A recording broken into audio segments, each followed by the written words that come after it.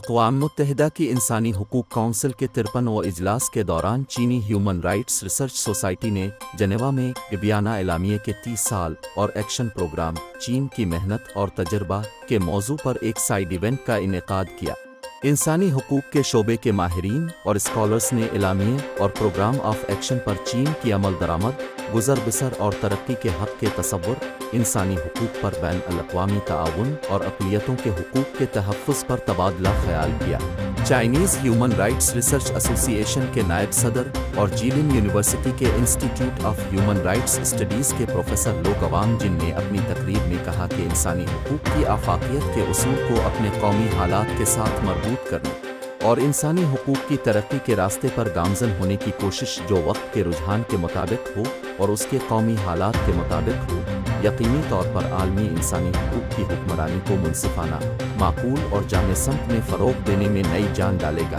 اجلاس میں شریک ماہرین اور اسکالرز نے چین میں نسلی اقلیتوں کی ترقی کے حق کے تحفظ، انسانی حقوق کے تحفظ کے لیے غربت کے خاتمے کی اہمیت اور چین میں ہیومن رائٹس کی تعلیم کی ترقی پر بھی تفصیلی تبادلہ خیال کیا۔